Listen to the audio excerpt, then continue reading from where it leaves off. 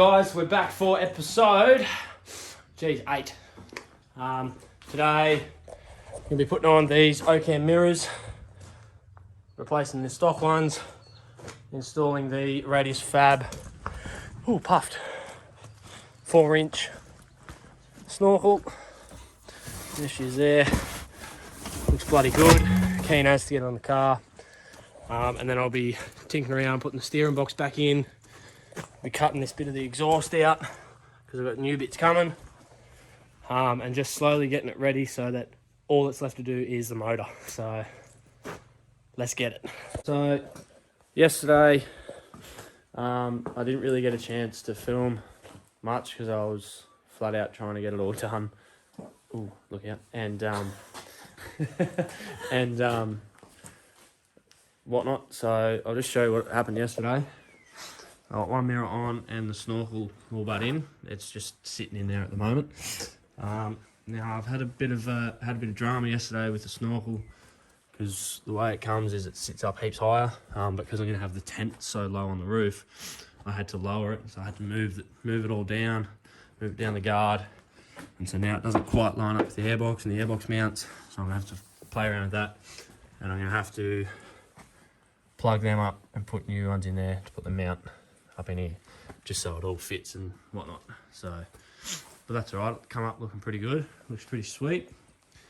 And then this morning we're going to be putting the mirror on the other side, and I'll show you how we go about doing that. But yeah, what you're going to do, you get your 3 bolts there for the mirror. Undo them, but you got to take the door card out to get to the wiring for the mirror. So you'll take that out and then undo that, and go from there. It's pretty cool.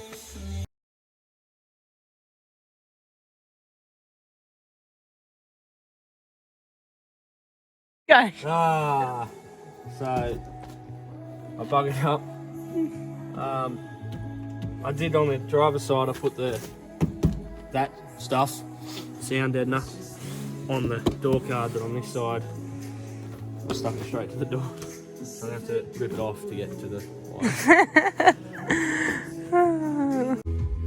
Right, so if you come in here with the camera, I don't know if you'll be able to see, but on the hinge, no, go up there.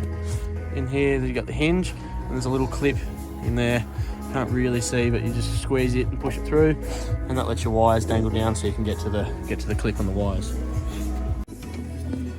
And yeah, you got your clip just here. Just take all this stuff off. Clip. So your new mirror will clip into that. That other wire will come out with the old mirror. So now we'll undo these, pull that mirror out, put the new one on.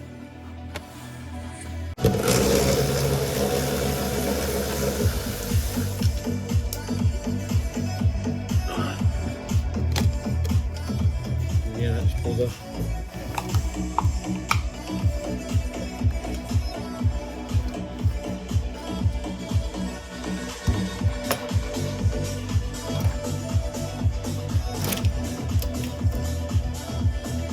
Voila! One stock mirror.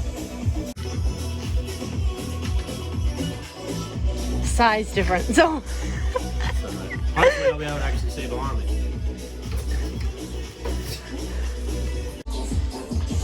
And just like that, 2 mirrors.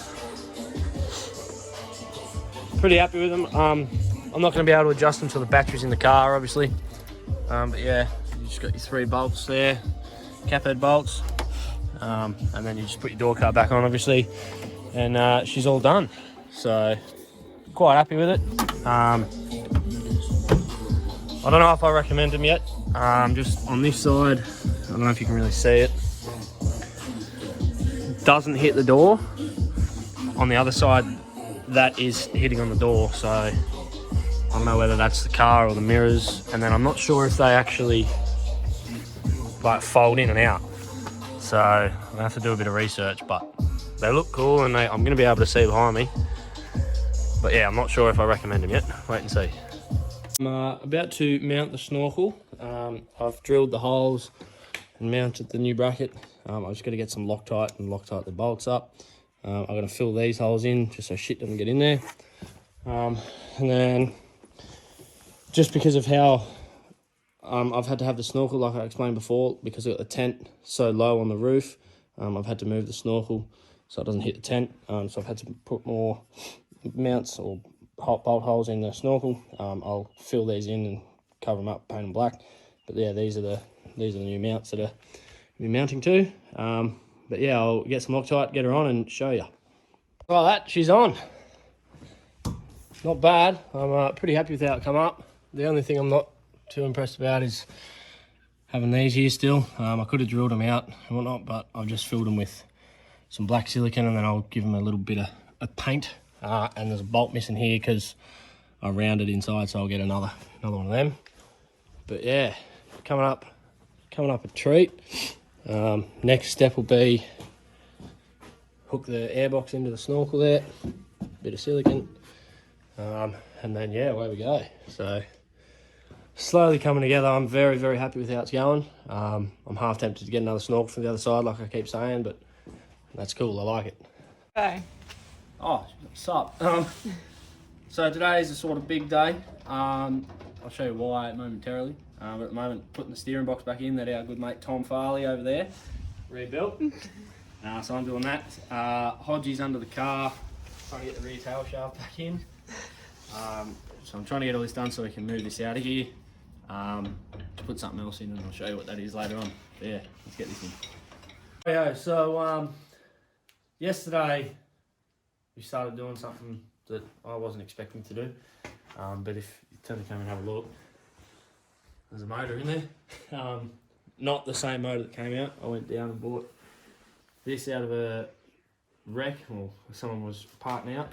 $1,500 for the motor and a radiator. So I went down and grabbed it. 300,000 Ks on it. So putting it in so I can get on the road and start tinkering with it in at our place. And the old boy wants the shed back, so got to get it on the road.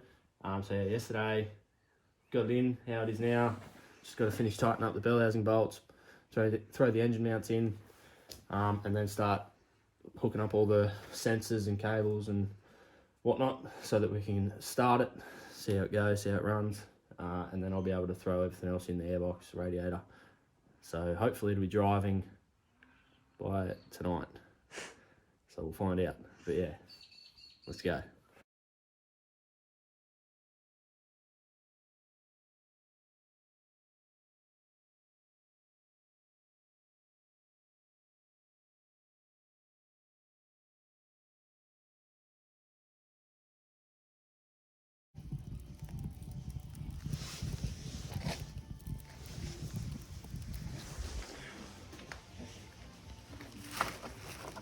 Okay, I thought I should probably do an update since I haven't grabbed the phone all day. I've had a painful day playing around with this thing, trying to get it going. If you look now, there is a motor in it. It is running. We've just tried to start it, and we were having heaps of dramas trying to figure out what was going on with it because it was just wasn't just cranking, wasn't firing.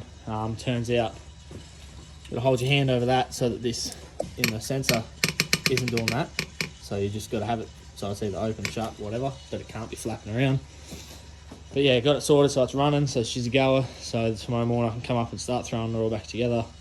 At the moment I am pulling the oil cooler off yet again because there's a leak. So we're gonna fix that. But yeah, other than that, it's been alright. Had to put it in, didn't work, pulled it out. Because I was missing a spacer that goes between the crank and the flex plate because it's a motor out of a manual. So I had to fix that, put it back in. When I put it back in, torque converter wasn't on properly in the shaft, so it wasn't actually on the oil pump. So I had to pull the motor out again, put the torque converter in properly, and then put it back in. So it's been a bit of a bitch, but it's finally in. It's going to run. So now I'm just going to fix that leak, start throwing everything back together, start tidying up the wiring. And go from there. Hopefully tomorrow's a nice enough day that I can get the bull bar finished and painted and on, because I want to be driving this thing to town on Monday. It's now 4 o'clock on a Saturday afternoon, so I've got 2 days to go from this to a roadworthy car. But yeah, should be good. Today is the day this thing is going to be on the road driving Very excited. Got a lot of work to do, but we're going to get it done. First thing I'm doing is throwing in some new shockies all around. I've already thrown one in. Just there. So Superior Engineering 11-inch travel shocks. I was going to go 12s, but we'll go with 11s for the moment. So after I finish doing that, we'll get this oil cooler back on, exhaust back on, tidy up a bit of wiring, radiator in, cooling lines in, all of that.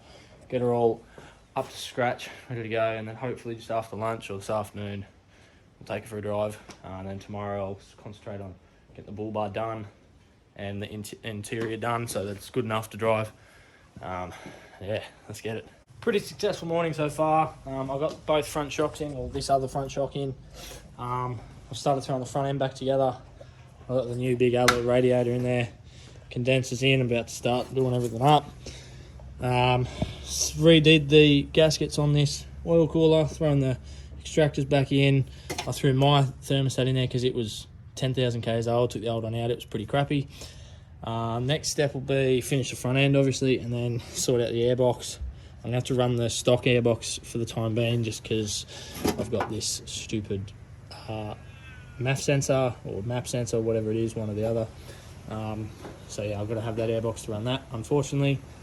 But yeah, we're getting there. About to go for a start. Really, I'm gonna get the front end done, that airbox done, and she's all but finished. I'll turn the key and away I go. Getting excited. Here is the old radiator. I say old because I'm not putting it back in. It's brand new still, but it's meant for an auto. So these, what are they called? Bungs, or whatever you want to call them, hook up to the trans lines. So in these, the transmission's cooled through the radiator, and then after the radiator, it's sent out through these two lines here, through the wall here into the oil cooler. But because I'm putting a manual radiator in there, I've had to bypass that. So all I've done is taken out this hose here, taken that hose out, that went to the radiator, plugged the inlet line from the trans or outlet, so the one that comes from the pump that pumps it out, the hot fluid comes through this line to the top of the cooler here, lets it drain down, cools it back down, and I've plugged that one straight back into the inlet or outlet, whatever you want to call it, that goes back to the trans, taking the cooler oil back to the trans. Whereas before, that line went into the radiator down the other end, and then this line went here, and vice versa. So yeah, I've just bypassed that. Front end's all but on, just got to put the fan shroud in, and then put the lights on, grill on, away I go, sort of thing. Battery back in, and yeah, we'll be ready to start her up. Getting keen, getting very keen.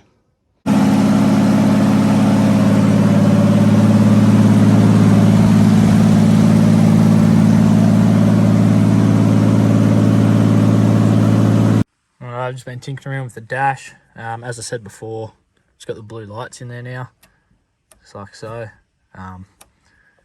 The fuel and voltage light was out.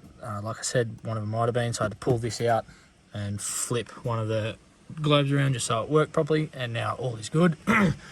And I'll show you what's got left to do in here. So tomorrow I just got to put this back up here, stereo in, and this lower bit of the dash, and we're ready to go. So very, very happy. Tomorrow is going to be a good day. I get to drive the big girl. Righto, pretty good morning so far. Gotten pretty well the front of the interior done, carpet in, this seat in, centre console in. I just got to fix the passenger seat, put the Hurricane Fab mounts on it and put it in, and then in the back I've still got a bit to do, but I can do all that sort of stuff at home. I just want to get it driving and on the road today. I've had to sort out some codes. So the engine oil code was on. There was a sensor down just above the sump that had snapped off, so I had to take it out, put a new one in. And then I'm having a heap of troubles with the power steering one. I'm pretty sure the power steering pump on this motor is shagged, so I have to put mine in it, but we'll see how we go. and then it's throwing a heap of codes, a O2 sensor that's in the exhaust. Don't know why it's throwing a code, it's a brand new sensor, so I have to figure that out. And then a couple of codes to do with crank sensors, I think, something like that, on the side of the block. Not sure what's going on there because they're all plugged in, so senders aren't working or cables aren't working, I don't know. So I'm going to have to get to the bottom of that. But for the moment, I'm just welding up the bull bar. So I've cut the mounts off that were here, and I'm welding them on this side so I can have both my areas on the passenger side rather than one sort of either side sort of thing. But yeah, I'll get that welded up, give it a bit of a prep, and I'll clear a bit of room in the shed so I can paint it because today's a pretty crappy day. Don't do it out here. So yeah, hopefully, fingers crossed, it'll be on the road this afternoon. But yeah, I'm not too confident, but we'll wait and see. And there you go, just like that. I don't know if you can see it, surely. Over in the background there, we've made it to town. Bit of a how you go and drive with the engine lights on. It was only a couple of sensors, so it wasn't too bad. I was just a bit worried that something might happen, but all was good. Made it to town. Fuel gauge started working when I fueled up, so don't know what was going on there. And then the speedo started kicking in and out, so don't know what's going on there either. A couple of things to debug. Once again, sorry I didn't really get a chance to film much. I was flat out trying to get it here because it's due for rego in 7 days, 8 days or something.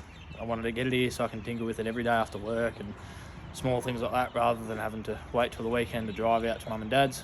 So yeah, that's here now. I'll be able to do a lot more on it and a lot more videos, and more in depth because I won't be in such a rush, I guess you'd say. So yeah, this will cap off this episode. Sorry it wasn't much of an anything episode, sort of just a few bits and pieces of what I was doing here and there. But yeah, thanks for watching. Chuck a subscribe down below, head over to Instagram, give us a follow. But yeah, cheers guys.